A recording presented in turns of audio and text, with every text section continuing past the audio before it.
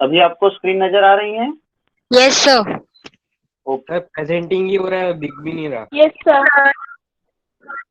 दिख रहा है अभी? टेक्स्ट बुक में? Yes yes sir. Sir. Okay. Yes sir. हाँ, नमक का दारोगा कहानी हम पढ़ रहे थे और अब तक की कहानी जो हमने पढ़ी कि मुंशी वंशीधर जो रोजगार की खोज में निकलते हैं, पिताजी की सलाह को सुनकर वो एक अच्छे इंसान थे, विवेक से काम लेते थे, धैर्य उनका साथी था, आगे बढ़े और किस्मत उनकी अच्छी थी। नमक विभाग में दारोगा पद पर आसीन हो गए। कुछ दिनों में ही अपनी कार्यकुशलता से और कार्य के प्रति निष्ठा के कारण वहां पर उन्होंने लोकप्रियता भी प्राप्त कर ली। अफसर उन पर विश्वास करने लगे, भरोसा करने लगे। एक दिन घाट पर जो शोर कुछ सुनाई दिया, शंका उनको हुई और वो यमुना के किनारे पहुंच गए, जहां उन गाड़ियों को जब उन्होंने पूछा कि गाड़ियां किसकी है तो पता चला पंडित अलोपी दीन की है। पंडित अलोपी दीन ये नाम सुनकर चौंकना स्वाभाविक था, क्योंकि उस इलाके के बड़े प्रसिद्ध व्यक्ति थे। अलोपी दीन प्रतिष्ठित थे, मान सम्मान उनका था। तो आगे हम बढ़ते हैं कहानी का अगला हिस्सा कि वंशीधर ने पूछा कि कौन पंडित अलोपी दीन। भले ही वो जानते थे नाम, फिर भी अपनी चौकसी का या इंक्वायरी का अंदाज उनका था कि कौन पंडित अलोपी दीन। कहने लगे दातागंज के। तो वंशीधर चौंके थे। फिर आगे चलकर ये भी हमने देखा कि उनके यहाँ अंग्रेज भी उनके मेहमान बनते थे, दावतें चलती थी। मुंशी जी ने आगे पूछा, गाड़ियां कहाँ जाएगी? उत्तर मिला, कानपुर। लेकिन इस प्रश्न पर कि इनमें क्या है, सन्नाटा छा गया। गाड़ियों के जाने का उत्तर तो मिल गया कि कानपुर जाएगी, लेकिन क्या है इन बोरियों में, क्या है गाड़ियों में, क्या लेकर जा रहे हो, ये जो प्रश्न आए मुंशी वंशी जी द्वारा, इस पर सन्नाटा छाया रहा। उत्तर देने नहीं बन रहा था उन लोगों को जो गाड़ियों के साथ थे। और जब उन लोगों को उत्तर देना संभव नहीं हो पा रहा था तो दारोगा साहब का संदेह और बढ़ा। कुछ देर इसी तरह सन्नाटा बना रहा। कुछ देर उत्तर की बाट देखकर यानी इंतजार करते, प्रतीक्षा करते, वो जोर से बोले, क्या तुम सब गूंगे हो गए हो? हम पूछते हैं इनमें क्या लदा है। जब इस बार भी कोई उत्तर न मिला तो उन्होंने घोड़े को एक गाड़ी से मिलाकर बोरे को टटोला। भ्रम दूर हो गया, ये नमक के ढेले थे। अर्थात उनकी जो कुछ तर्क शंका उनके मन में थी, भ्रम था, वो पूरी तरह से सिद्ध हो गया कि कहीं कुछ गलत हो रहा था और नमक के ढेले ले जा रहे थे वो।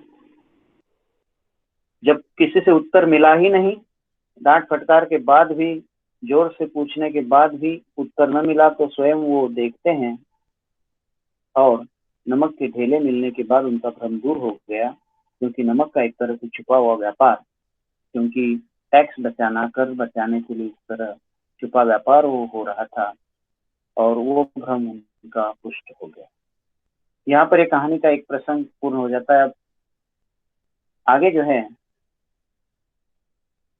पंडित अलोपी दीन जो है पीछे पीछे आ रहे थे, सजीले रथ पर सवार, कुछ सोते कुछ जागते चले आते थे। अचानक कई गाड़ी वालों ने घबराए हुए आकर जगाया और बोले, महाराज, दारोगा ने गाड़ियां रोक दी और घाट पर खड़े आपको बुलाते हैं। स्वाभाविक था, मालिक जो पीछे से आ रहे थे, कुछ गाड़ीवान वहां तक पहुंचे, उनको संदेश दिया, गाड़ियां की दारोगा जो है उन्होंने गाड़ियां रोकी है, आपको बुला रहे हैं। जैसा कि वीडियो आप देख चुके हैं और अधिक आपको बताने की आवश्यकता नहीं है, पूरी कहानी आपकी आंखों के सामने। अब जब हम पढ़ते जाएंगे तो पूरी कहानी आपकी आंखों के सामने दिखनी चाहिए आपको, और यही वीडियो दिखाने का आपको उद्देश्य है। तो पंडित अलोपी दीन का लक्ष्मी जी पर अखंड विश्वास था। देखिए प्रेमचंद की भाषा शैली देखिएगा, बड़ी सुंदर है कि लक्ष्मी पर उनका विश्वास था। वो कहा करते थे कि संसार का तो कहना क्या, स्वर्ग में भी लक्ष्मी का ही राज्य है। उनका कहना है कि ये दुनिया तो लक्ष्मी के सहारे चल ही रही है, अर्थात पैसों के सहारे चल ही रही, रुपयों के सहारे चल रही है, रुपया क्या न कर दे। तो स्वर्ग में भी उनका कहना है कि लक्ष्मी का ही राज्य है। उनका ये कहना यथार्थ भी था। यानी उस समय की स्थितियों के अनुसार अगर देखा जाए तो स्थितियां ऐसी ही बनी हुई थी कि चारों ओर भ्रष्टाचार व्याप्त था, रिश्वत और घुसखोरी ने अपना साम्राज्य कायम किया हुआ था, और इसलिए वो सच्चाई भी थी उसमें। न्याय और नीति सब लक्ष्मी के ही खिलौने हैं, इन्हें वो जैसा चाहे नचाती है। लेटे ही लेटे गर्व से बोलो चलो हम आते हैं। ये कहकर पंडित जी ने बड़ी निश्चिंतता से पान के बीड़े लगाकर खाए। फिर लिहाफ ओढ़े हुए दारोगा के पास आकर बोले, लिहाफ यानी जो शॉल जैसा वस्त्र होता है, दुपट्टे जैसा, अंग वस्त्र भी उसको कहा जाता है, गमछा भी दूसरे शब्दों में उसको हम कह सकते हैं। ठीक है, उनको बड़ा इत्मीनान था क्योंकि वो घबराए नहीं, बिल्कुल आराम से लेटे लेटे ही गर्व से घमंड के साथ बोल रहे हैं, देखिए कि अरे चलिए चलिए हम आते हैं। पान का बीड़ा वगैरह लगा कर फिर बैठे, क्योंकि उनको मालूम था कि उनके पास पैसे की ताकत है और उसके सहारे वो कुछ भी कर सकते हैं और कोई उनके लिए बड़ी समस्या नहीं थी। ऐसे कई बार मौके उनके जीवन में आए होंगे और कई लोगों को उन्होंने अब तक खरीदा होगा, और इसलिए उनको कोई इस बात से कोई परेशानी लगी नहीं। फिर वो वहां पहुंचे दारोगा के पास, कहने लगे, बाबूजी आशीर्वाद, कहिए हमसे ऐसा कौन सा अपराध हुआ कि गाड़ियां रोक दी गई? हम ब्राह्मणों पर तो आपकी कृपा दृष्टि रहनी चाहिए। कहने कि हम तो ब्राह्मण हैं, ब्राह्मण देवता है, ब्राह्मण देवता का स्वरूप होते हैं, और हम पर आपकी कृपा नहीं होगी तो और किस पर होगी? कौन सी गलती हमसे हो गई कि हमारी गाड़ियां आपने रोक दी? वंशीधर रुखाई से बोले, यानी उनकी जो मीठी मीठी बातें हैं उनके चक्कर में न आते हुए उन्होंने कहा कि सरकारी हुक्म है और इसलिए हमने आपकी गाड़ियां रोक दी। पंडित अलोपीदीन ने हंसकर कहा कि हम सरकारी हुक्म को नहीं जानते और न सरकार को, हमारे सरकार तो आप ही है, हमारा और आपका तो घर का मामला है, हम कभी आपसे बाहर हो सकते हैं भला? आपने व्यर्थ कष्ट उठाया, ये हो ही नहीं सकता कि इधर से जाए और इस घाट के देवता को भेंट न चढ़ावे। मैं तो आपकी सेवा में स्वयं ही आया था। वंशीधर पर ऐश्वर्य की मोहिनी वंशी पर कुछ प्रभाव न पड़ा। अलोपीदीन ने अपना ऐश्वर्य जो है उस ऐश्वर्य की मोहिनी डालने का प्रयास किया। कहा कि अरे हम किसी सरकार को नहीं जानते, हमारे सरकार तो आप हैं। तारीफ करने लगे, प्रशंसा करने लगे और उनको रुझाने का प्रयास करने लगे। कहने लगे, अरे आपका हमारा आपसी रिश्ता है, हम हमारा आपका घर का मामला है, यहीं पर निपटा लेते हैं, और ऐसा कैसे हो सकता है कि हम यहाँ से जाए आपसे मिले नहीं, इस घाट के देवता को भेंट न चढ़ाए? जैसे मान लीजिए में कोई मंदिर लगता है, कुछ स्थान लगता है जहाँ श्रद्धा होती है लोगों की, तो रास्ते में कहीं न कहीं वहां पर वंदन करते हुए आपको घाट की देवता है, और जब यहाँ से जाएंगे तो आपको कुछ न कुछ भेंट देकर ही हम आगे बढ़ेंगे, ऐसा तो हो ही नहीं सकता। मैं तो स्वयं आपकी सेवा में आ ही रहा था। लेकिन इन सब मीठी बातों का, या चिकनी चुपड़ी बातें उसको कह सकते हैं हम आम बोलचाल की भाषा में, इनका कोई असर जो है पंडित अलोपीदीन की इन बातों का वंशीधर पर नहीं पड़ा। ईमानदारी की नई उमंग थी, उत्साह था। कड़क कर बोले, हम उन नमक हरामों से नहीं है जो कौड़ियों पर अपना ईमान बेचते फिरते हैं। आप इस समय हिरासत में हैं, आपका कायदे के अनुसार चालान होगा, बस मुझे अधिक बातों की फुर्सत नहीं है। जमादार बदलू सिंह, तुम इन्हें हिरासत में ले चलो, मैं हुक्म देता हूँ। अलोपीदीन को हिरासत में लेने का हुक्म देते हैं, कहते हैं कि हम नमक हराम नहीं है, हम नमक के प्रति जागने वाले लोग हैं, नमक हलाल है। यानी सरकार की, चाहे अंग्रेज सरकार, जहाँ यहाँ पर देखिए ये बात अलग है कि सरकार नौकरी भले वो अंग्रेज सरकार की कर रहे थे, वो अलग स्थिति है कि अंग्रेजों के प्रति हमारे देश में रोष था, वो भी अलग स्थिति है। लेकिन एक जो कार्य वो कर रहे थे वो निष्ठा पूर्वक कर रहे थे, और जिनके प्रति या जिनकी नौकरी वो कर रहे थे उनके प्रति वो ईमानदार थे, अपने फर्ज के प्रति ईमानदार थे, अपना कर्तव्य जानते थे और कायदे कानून के अनुसार सभी के साथ व्यवहार वो करते थे, चाहे सामने अलोपीदीन है या और अन्य कोई व्यक्ति। ये उनकी जो निष्ठा है और कायदे के सामने, कानून के सामने सभी समान है, ये जो उनकी सोच है, ये यहाँ पर महत्वपूर्ण उन्होंने कहा। और मैं यहाँ पर कुछ कहना नहीं चाहता हूँ, मुझे समय नहीं है इतना, और अपने साथी जमादार को हुक्म देते हैं कि पंडित जी को जो है हिरासत में लेना है, तो उनको आदेश देते हैं। पंडित अलोपीदीन स्तंभित हो गए, गाड़ीवानों में हलचल मच गई। पंडित जी के जीवन में कदाचित ये पहला ही अवसर था कि पंडित जी को ये ऐसी कठोर बातें सुननी पड़ी। आज तक पंडित जी के सामने सर उठाकर शायद किसी ने बात नहीं की होगी। ये पहला अनुभव उनका था कि किसी ने उनके सामने इस तरह मुंहतोड़ बात की थी और कठोर बातें उनके समक्ष कही थी। पंडित जी के साथ साथ पंडित जी को तो स्तंभित होना स्वाभाविक ही था, लेकिन उनके साथ जो और लोग थे गाड़ीवान, उनमें भी हलचल मच गई।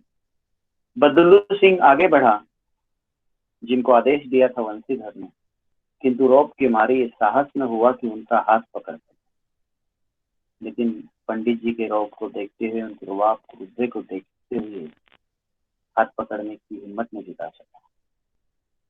पंडित जी ने धर्म को धन का ऐसा निरादर करते कभी न देखा। देखो ये पंक्ति बड़ी महत्वपूर्ण है।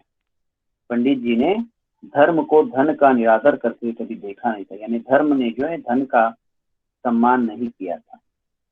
यानी पंडित जी का अब तक का अनुभव यह था कि जब जब भी धर्म उनके सामने कुछ कठिनाइयां उत्पन्न करता था किसी भी रूप में, तो धन के सहारे उसको परास्त कर देते थे।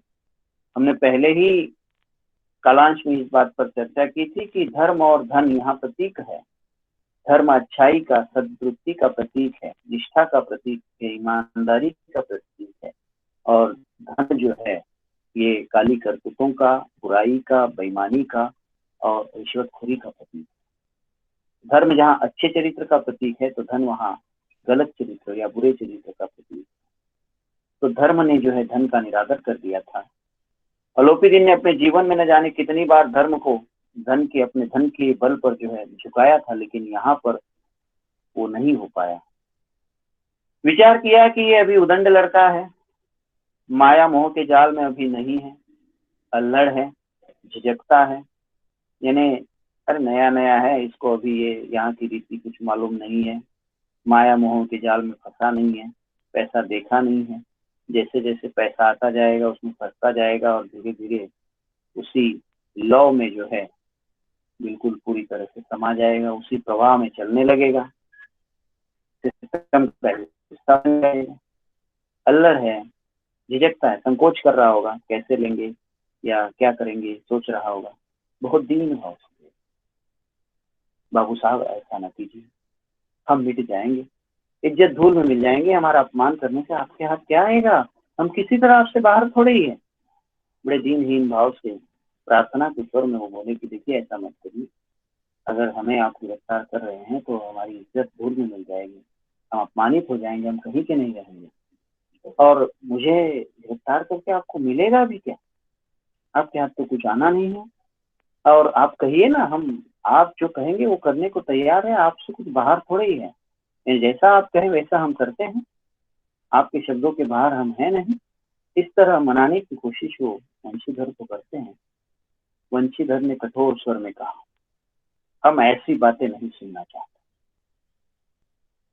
अलोपीदीन ने जिस सहारे को एक चट्टान समझ रखा था, वो पैरों के नीचे से खिसकता हुआ मालूम है। यानी उनको जिस पर विश्वास था कि धन उनके पास है और धन की चट्टान का सहारा लेते हुए वो खड़े थे, लेकिन जब वंशीधर ने कहा कि हम इस प्रकार की कोई बात सुनना ही नहीं चाहते, तो वो चट्टान उनके पैरों के नीचे से खिसकती हुई मालूम हुई। उनको लगने लगा कहीं न कहीं उनका विश्वास जो है विचलित होने लगा, जो धन पर अखंड विश्वास, लक्ष्मी पर अखंड विश्वास जो उनका था, वो डावाडोल होने लगा था। स्वाभिमान और धन ऐश्वर्य को कड़ी चोट उनकी लगी, किंतु अभी तक धन की सांख्यिक शक्ति का उनको भरोसा था। अपने मुख्तार से बोले, लाला जी 1000 के नोट बाबू साहब को भेंट करो, आप इस समय भूखे सिंह हो रहे हो। यानी उनका जो मुनीम था एक तरह से, उसको कहा कि बाबू साहब को 1000 रुपए दे दो, क्योंकि अब तक केवल लेन देन की बात उन्होंने अप्रत्यक्ष रूप से भले की थी, लेकिन प्रत्यक्ष कितने पैसे दे रहे हैं, कितना रुपया देंगे बताया नहीं था। और ये उनको लगता है कि जब मैं संख्या बताऊंगा कि इतना दे रहा हूँ, तो कहीं ना कहीं मेरा काम बन सकता है और मैं दारोगा को मनाने में सफल हो सकता हूँ। उन्होंने 1000 के नोट बाबू साहब को भेंट करने के लिए कहे। वंशीधर ने गर्म होकर कहा 1000 नहीं 1,00,000 भी मुझे सच्चे मार्ग से नहीं हटा सकते। धर्म की इस बुद्धिहीन दृढ़ता और देव दुर्लभ त्याग पर मन बहुत झुंझलाया। देखिए विशेषणों का कैसा प्रयोग है प्रेमचंद की भाषा में। देखिए धर्म की अर्थात वंशीधर जो एक धर्म का प्रतीक है, यहाँ पर अच्छाई का प्रतीक है। तो बुद्धिहीन दृढ़ता, दृढ़ता तो है, मजबूत व्यक्तित्व है, विचार है दृढ़, लेकिन कहते हैं बुद्धिहीन है। ये क्यों है? ये दुनियादारी के हिसाब से बुद्धिहीन है, अलोपी दिन के अनुसार हो सकता है बुद्धिहीन है। और देव दुर्लभ त्याग, देव दुर्लभ यानी देव में भी जो दुर्लभ है, यानी कोई देव है, भगवान है एक तरह से, वो भी शायद इतना त्याग न करे। इतना बड़ा त्याग जो है धर्म के द्वारा किया जा रहा था, उस पर मन उनका झुंझलाया, यानी मन ही मन क्रोध आ रहा था पंडित अलोपी दिन को। अब दोनों शक्तियों में संग्राम होने लगा। धन ने उछल उछल कर आक्रमण शुरू किए, वो इस धर्म की सेना पर आक्रमण कर रहा था। धर्म ने उछल उछल कर आक्रमण शुरू किए, 1 से 5, 5 से 10, 10 से 15, 15 से 20,000 तक नौबत पहुंची। किंतु धर्म अलौकिक वीरता के साथ इस बहुसंख्यक सेना के सम्मुख अकेला पर्वत की भांति अटल अविचल खड़ा था। तात्पर्य क्या कि पंडित अलोपी दिन के द्वारा अब अमाउंट या धन की राशि जो है वो बढ़ाती गई हो, 1000 फिर 1000 से 10, 5, 5 से 10, 10 से 15, 15, 20, 20,000 तक पहुंच गई है।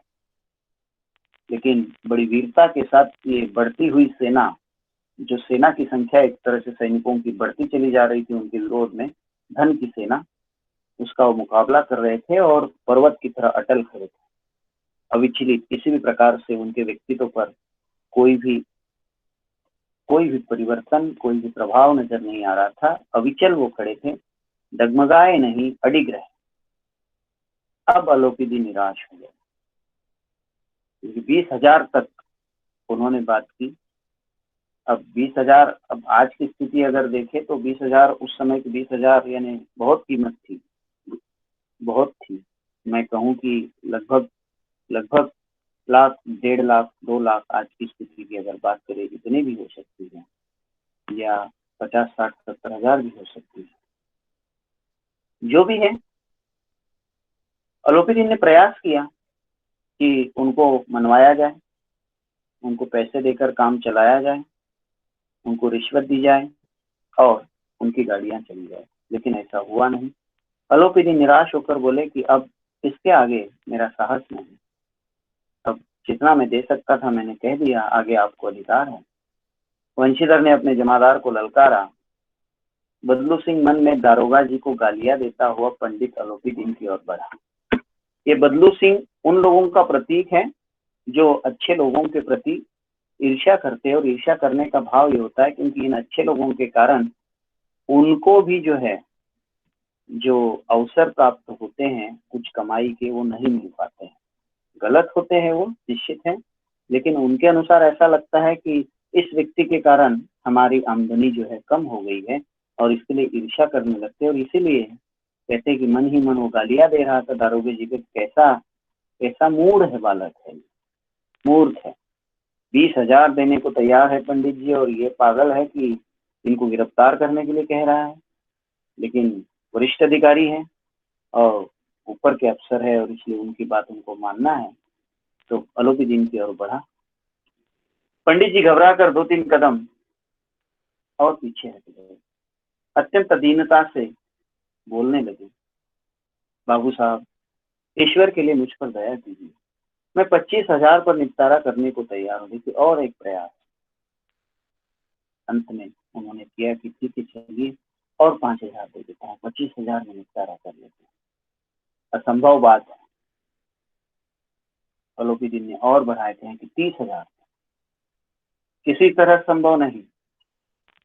अलोपी दिन ने अंतिम प्रयास, क्या 40,000 पर भी नहीं? 40,000 नहीं, 40 लाख पर भी असंभव है।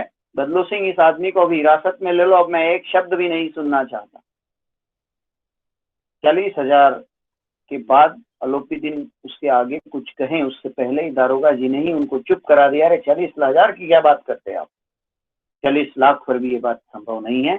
और बदलू सिंह उनको गिरफ्तार कर ली। इस प्रकार का आदेश को उन्होंने दिया और कहा कि अब मैं कुछ सुनना नहीं चाहता। धर्म ने धन को पैरों तले कुचल डाला।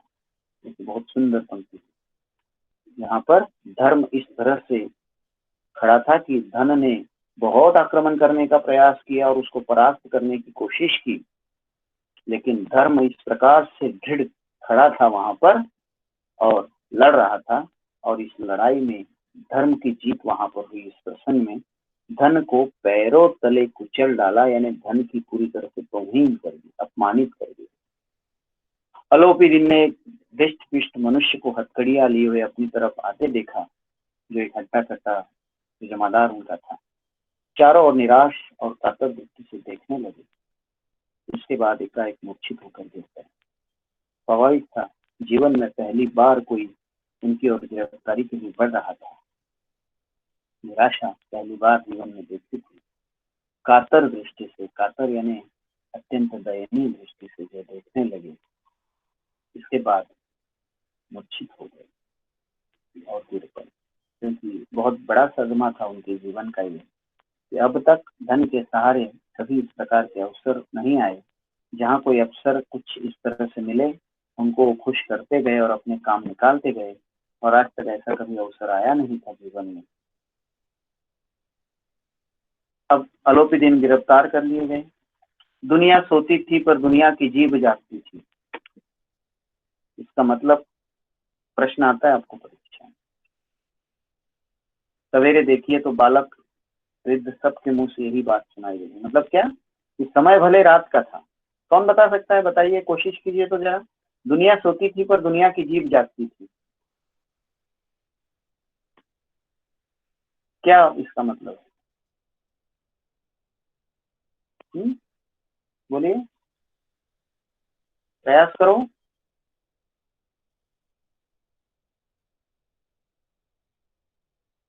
हम्म सर इसका मतलब है कि रात का समय था और सारी दुनिया सो रही थी, परंतु उनकी जीभ जाग रही थी, अर्थात वो सॉरी सर, वंशीधर के बारे में, आलोपीदीन के बारे में बातें फैल गई थी। रात के समय ही पूरी दुनिया में बातें फैल गई थी कि उनको गिरफ्तार कर लिया गया है।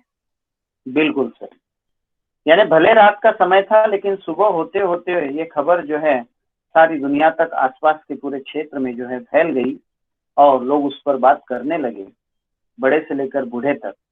जिसे देखिए वो पंडित जी के इस व्यवहार पर टीका टिप्पणी कर रहा था कि अरे पंडित जी ने ऐसा कार्य किया, निंदा करने लगे। निंदा की बौछारें हो रही थी, मानो संसार में पापी का पाप कट गया हो। मतलब इस तरह लोग बात कर रहे थे, इस तरह के आवेश में आकर बात कर रहे थे कि आलोपीदीन ही इस संसार में सबसे बड़ा कोई पापी है और मानो उसको गिरफ्तार करने से पाप कट गया। और मजे की बात देखो कि कौन कौन बात कर रहा है। आलोपीदीन को कोसने वाले कौन कौन है, देखिए। पानी को दूध के नाम से बेचने वाला ग्वाला, अर्थात फिर कल्पित रोज नाम से भरने वाले अधिकारी। ग्वाला ये दूध बेचने वाला तो आप समझते हैं कि पानी डालकर दूध बेच रहा है, बेईमानी कर रहा है। कल्पित रोजनामचा भरने वाला अधिकारी, मालूम है आपको ये कल्पित रोजनामचा भरना क्या होता है, जानते हो?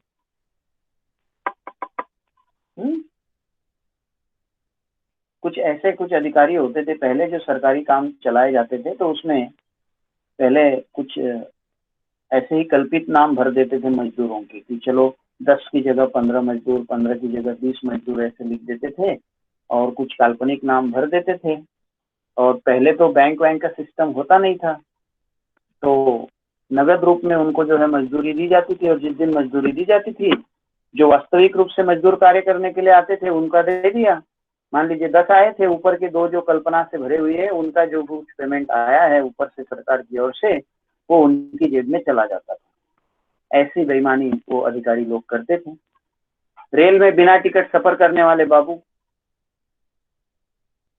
जाली दस्तावेज बनाने वाले सेठ साहूकार, नकली दस्तावेज जो करते हैं, ये सब के सब देवताओं की भांति गर्दनें। तात्पर्य क्या कि इन पंक्तियों का अर्थ ये, भाव ये है कि बेईमान से बेईमान जो है वो भी अलोपी दिन को कोस रहा था, यानी अलोपी दिन को गलत ठहरा रहा था। जब दूसरे दिन पंडित अलोपी दिन अभियुक्त होकर कांस्टेबलों के हाथों में हथकड़ियां, हृदय में ग्लानि और क्षोभ भरे लज्जा से गर्दन झुकाए अदालत की तरफ चले तो सारे शहर में हलचल मच गई। मेलों में कदाचित आंखें इतनी व्यग्र न होती, भीड़ के मारे छत और दीवार में कोई भेद न रहा। इतनी भीड़ पंडित अलोपी दिन को देखने के लिए। अभियुक्त बनकर मतलब एक तरह से अपराधी या जिन पर आरोप लगा हुआ था, आरोपी जिन पर अभी आरोप सिद्ध नहीं हुआ है, उनको अभियुक्त कहा जाता है। ठीक है, तो यहाँ पर देखो दो शब्द मैं आपको समझाना चाहूंगा कि उनके हृदय में ग्लानि और क्षोभ है। क्षोभ यानी मन ही मन जो है एक तरह से झुंझला रहे हैं, क्रोधित हो रहे हैं, और ग्लानि भी है, और लज्जा से गर्दन झुकाए हैं। अब यहाँ ग्लानि और लज्जा ये दो शब्द हैं, मैं आपको थोड़ा सा 2 मिनट लगेंगे लेकिन मैं समझाना चाहूंगा। ग्लानि और लज्जा ये दो शब्द लगभग लगभग एक जैसे हैं, लेकिन थोड़ा सा अंतर है इसमें। अब ग्लानि अगर हो रही है तो लज्जा शब्द भी आ गया है। तो यहाँ पर लज्जा से गर्दन झुकाना मतलब क्या कि दूसरों को देखकर शर्मिंदा हो रहे थे, और दूसरों के सामने शर्मिंदा होना अपने कार्य के कारण, दूसरे हमारे बारे में क्या सोच रहे हैं ये सोचकर जब शर्मिंदगी महसूस हो रही है, वो लज्जा है, ध्यान रखिए। और ग्लानि का मतलब ये है कि हम अपने ही नजरों में जब गिर जाते हैं और हमारे किए पर जब हमें शर्म महसूस होती है, वो ग्लानि होती है ना। आचार्य रामचंद्र शुक्ल हिंदी के बहुत बड़े विद्वान हैं, जिन्होंने हिंदी साहित्य का इतिहास भी लिखा है। उनका एक निबंध है लज्जा और ग्लानि, तो उन्होंने बड़े विस्तार से इसको समझाया है उस निबंध में। कहीं मौका मिले तो आप पढ़िएगा, आपको उससे और समझने का मौका मिलेगा। ग्लानि और लज्जा, ग्लानि यानी अपने ही कार्य पर हम जब शर्म महसूस करते हैं या हमें लगता है कि हमने गलत किया, कोई हमें गलत बता रहा है या कोई गलत ठहरा रहा है, ये बात यहाँ नहीं है। स्वयं हम जब हमें गलत समझने लगते हैं और उस पर हमें जब पछतावा होने लगता है, शर्म महसूस होती है, दर्द होता है, वो ग्लानि कहलाती है। तो यहाँ पर कहीं न कहीं उनको ग्लानि का भाव भी उनके मन में था। और लज्जा उसे कहते हैं कि जहाँ दूसरे हमारे बारे में क्या सोच रहे हैं और किसी के सामने जाने में अपने हरकत के कारण जब हमें शर्मिंदगी लगती है, तो दुनिया के बारे में सोचकर जो एक तरह से संकोच हमारे मन में और शर्म उत्पन्न होती है, वो लज्जा होती है। तो ग्लानि और लज्जा दोनों भावों से आगे वो बढ़े। सारे शहर में हलचल थी। लोग जैसे कोई मेला देखने के लिए भीड़ उमड़ती है, वैसे अलोपी दिन को देखने के लिए भीड़ उमड़ी थी। छत और दीवार में कोई भेद नहीं था। तात्पर्य क्या है कि बहुत भीड़, यानी अब लोग इतने थे कि दीवारें नजर नहीं आ रही थी, बस लोग ही लोग नजर आ रहे थे। लेकिन वही बात है, अदालत पहुंचने की देर थी। पंडित अलोपी दिन इस अगाध वन के सिंह थे। अधिकारी वर्ग उनके भक्त, अमले उनके सेवक, वकील मुख्तार उनके आज्ञापालक, और अर्दली चपरासी चौकीदार, ये सारे छोटी मोटी पोस्ट है वहां की। देखिए, अमले यानी वो अमल करने वाले कुछ अधिकारी वर्ग, अधिकार, वकील, मुख्तार, मुख्तार यानी जिनको अधिकार दिए जाते हैं उसको मुख्तार कहा जाता है। आज्ञापालक थे ही, बातों से बाहर उठे नहीं। अर्दली चपरासी चौकीदार जो भी वहां सब थे वो उनके गुलाम थे एक तरह से। कहीं न कहीं किसी न किसी मोड़ कर उनके उपकार जो है उन पर थे। उन्हें देखते ही लोग चारों तरफ उनके आगे पीछे दौड़ने लगे, उनकी सेवा करने लगे एक तरह से कहें तो। क्योंकि भले ही मुंशी वंशीधर ने उनको गिरफ्तार किया था, वंशीधर ने अपना फर्ज निभाया था, लेकिन वहां पर जो लोग थे अदालत में और वहां कार्य था, और केवल काम के तले से दबे हुए थे, सभी लोग विस्मित होते थे।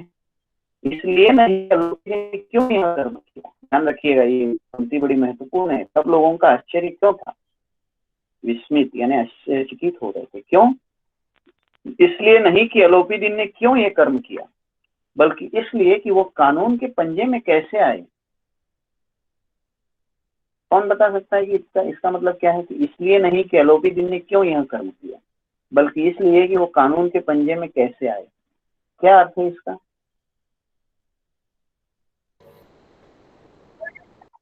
सर, इसका अर्थ है कि आलोपीदीन जो थे वो काफी अमीर आदमी थे और वो किसी का भी धर्म अपने धन से खरीद सकते थे, इसलिए लोगों को आश्चर्य हो रहा था कि ऐसा कौन सा व्यक्ति प्रकट हो गया जिन्होंने आलोपीदीन का धन ठुकरा दिया और उन्हें गिरफ्तार कर लिया। बिल्कुल, ये बात तो उनके लिए थी ही कि कौन है जिसने ये साहस किया, लेकिन अलोपीदीन के व्यक्तित्व के बारे में अगर बात करें तो लोगों को इसलिए अचरज था कि कहीं न कहीं समाज में ये बातें एक हल्के रूप में जो है सबको मालूम थी कि अलोपीदीन इस प्रकार के कुछ कार्य करते भले हैं, लेकिन धन है उनके पास और कभी वो कानून के पंजे में नहीं फंसते हैं, ये लोग जानते थे।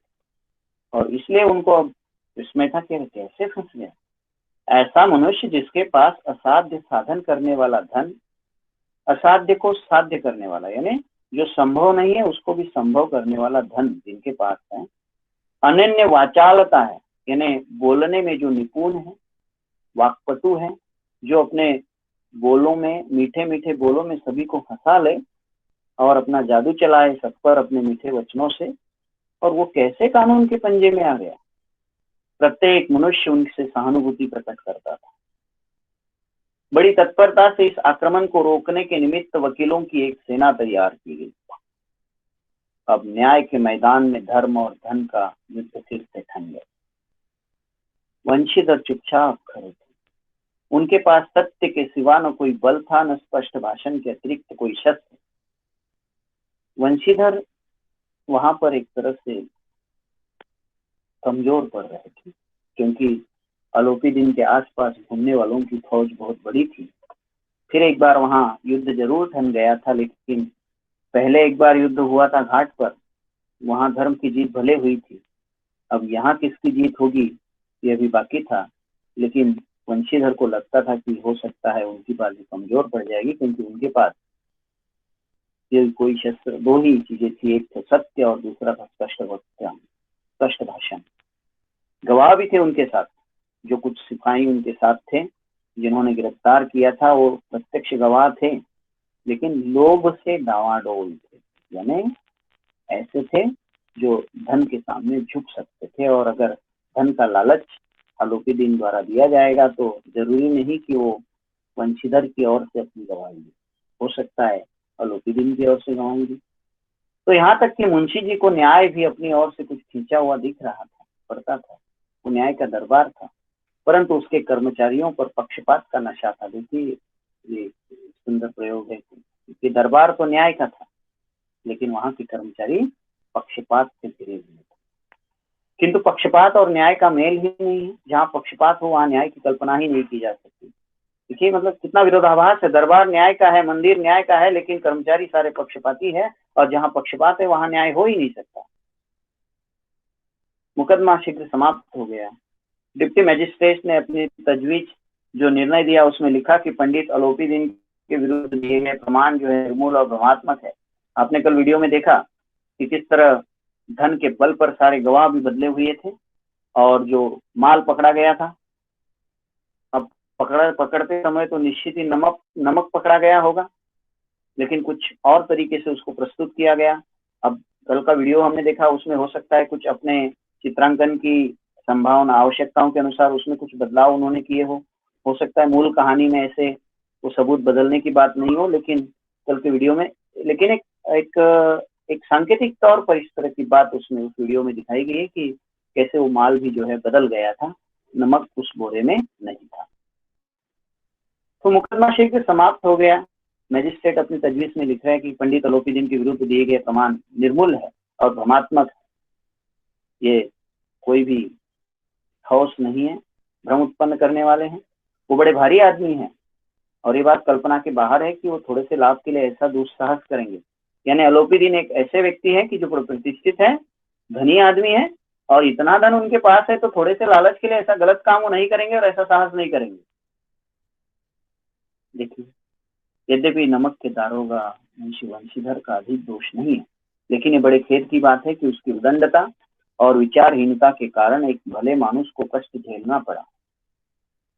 कि यहाँ पर भले वंशीधर को दोषी ठहराया गया, लेकिन ये भी है कि चलो उनका कोई ज्यादा दोष नहीं है, लेकिन उनके इस कारण से, इनके इस कार्य से जो है पंडित अलोपीदी जैसे भले मानुष को, एक अच्छे इंसान जो प्रतिष्ठित इंसान है इस क्षेत्र के, उनको कष्ट झेलना पड़ा। कष्ट यानी दुख झेलना पड़ा। हम प्रसन्न हैं जो अपने काम से सजग और सचेत हैं, ये दारोगा के लिए कहा गया। किंतु नमक के मुकदमे की बढ़ी हुई नमक हलाली ने उसके विवेक और बुद्धि को भ्रष्ट कर दिया।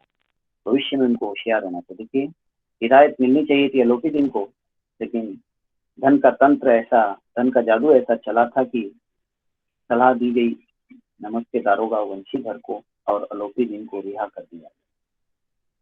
वकीलों ने फैसला सुना, उछल पड़े। पंडित अलोपीदी मुस्कुराते हुए बाहर निकले। स्वजन बांधवों ने रुपयों की लूट की, यानी जो कुछ मुफ्त हाथों से वर्षाव किया था धन का अलोपीदी ने, तो सभी ने अपने अपने हिस्से लिए, सबको बांट, सही जो कुछ हिस्सा था सबका दिया गया भाई। अब जब रिश्वतखोरी बढ़ती है तो कोई एक थोड़े ही उसमें लेता है, ऊपर से नीचे तक सब पहुंचता है। तो उदारता का सागर उमड़ पड़ा, उसकी लहरों ने अदालत की नींव तक हिला दी। उदारता यानी मुक्त हाथों से जो बिखेरे थे पैसे, वो जो एक दिल की उदारता उन्होंने उस संदर्भ में दिखाई थी, उस उनकी लहरों में, उदारता के उस समुद्र की लहरों ने अदालत की नींव हिलाया था। न्याय के जो धन के सामने जो है न्याय बिल्कुल झुक चुका था और न्याय बिक चुका था।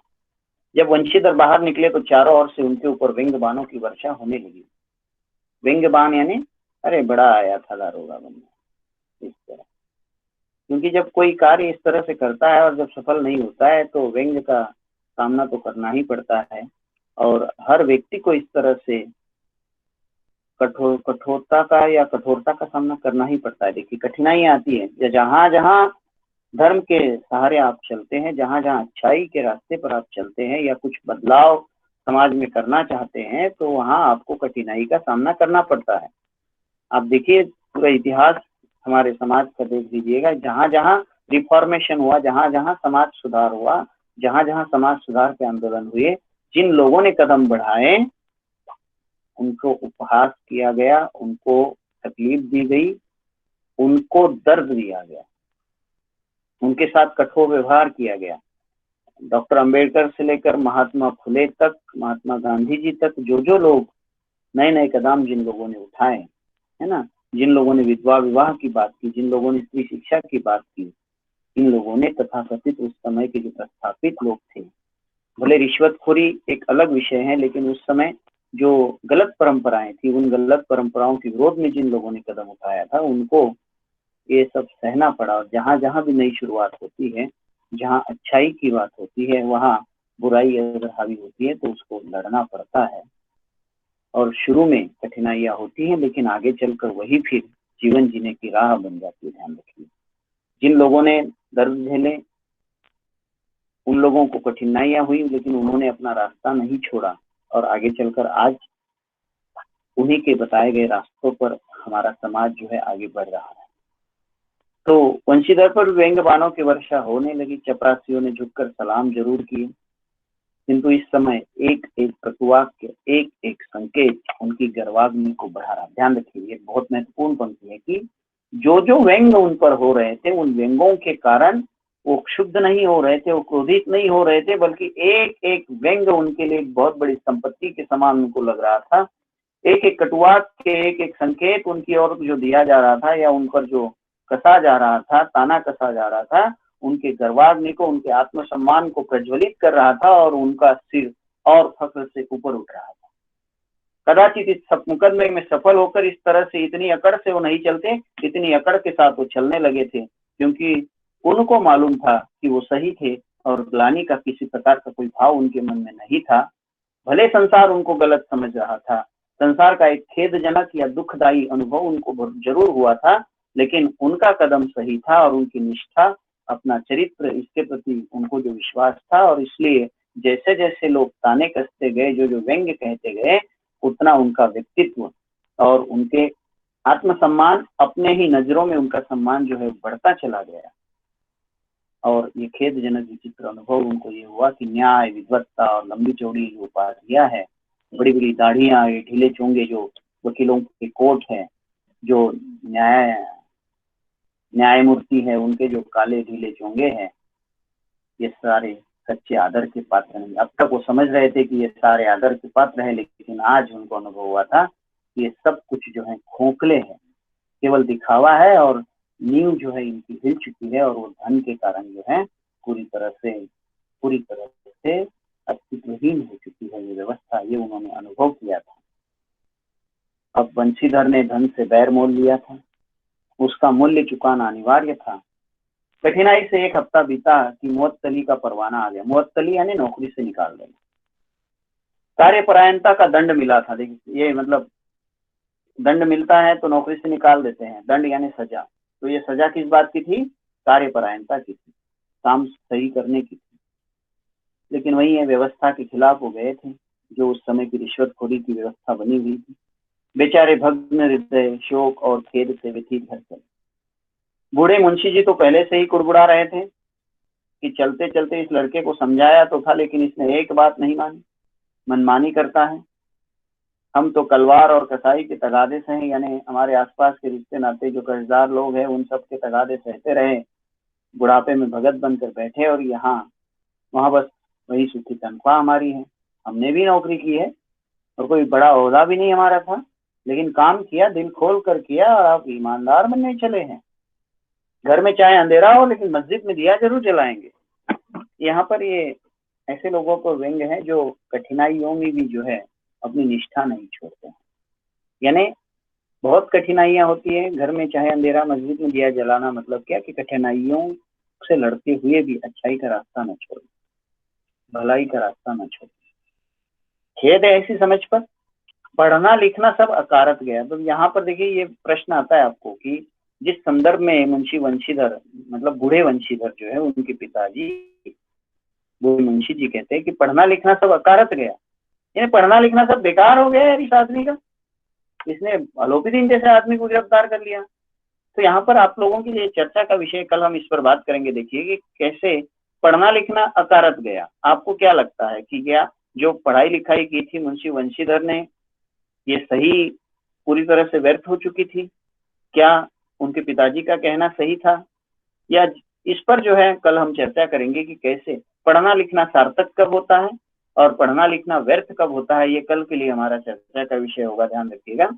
इसके थोड़े ही दिनों के बाद जब मुंशी वंशीधर इस दुरावस्था में घर पहुंचे और बूढ़े पिताजी ने समाचार सुना तो सिर पीट लिया। बोले, जी चाहता है कि तुम्हारा और अपना दोनों का सिर फोड़ लूं। बहुत देर तक पछता पछता कर हाथ मलते रहे। गोद में कुछ कठोर बातें भी कही बेटे को, लेकिन वंशीधर ने कुछ नहीं कहा, बस वहां से चले गए। अगर वो नहीं जाते वहां से तो शायद वो भी अगर क्रोध में आते तो विकराल रूप वहां पर वो क्रोध धारण कर लेता। वृद्धा माता को भी दुख हुआ। स्वाभाविक था कि कुछ सपने उन्होंने सजाए थे कि जगन्नाथ और रामेश्वर की यात्राएं जो थी, उसका सपना जो देख रहे थे वो मिट्टी में मिल गया। लगा था कि बेटा नौकरी पर है और मुझे जगन्नाथ और रामेश्वर की 4 धाम की यात्रा कराएगा। पत्नी ने तो कई दिनों तक सीधे मुंह बात तक नहीं की, क्योंकि उनकी पत्नी, माँ और उनके पिताजी जो एक दुनियादारी के धर्रे पर जो है ढल चुके थे, लेकिन उस गलत राह पर चलना वंशीधर को स्वीकार नहीं था। ठीक है, आज हम यहाँ रुकते हैं। आगे थोड़ा सा एक अंतिम प्रसंग इस कहानी का और बड़ा महत्वपूर्ण है, वो बहुत ही महत्वपूर्ण है, वही बहुत ही महत्वपूर्ण बिंदु इस कहानी का है। उसके बारे में हम वो थोड़ा सा बचा हुआ हिस्सा, फिर प्रश्नोत्तर की चर्चा और महत्वपूर्ण संवाद जिस पर सवाल पूछे जाते हैं और उनके क्या उत्तर हो सकते हैं, आपसे चर्चा करते हुए उनके उत्तर तैयार करके हम कल, मतलब अगले कालांश में जब भी हमारा कालांश होगा, इस पाठ को, इस कहानी को जो है खत्म करेंगे। तब तक के लिए आप सभी का धन्यवाद।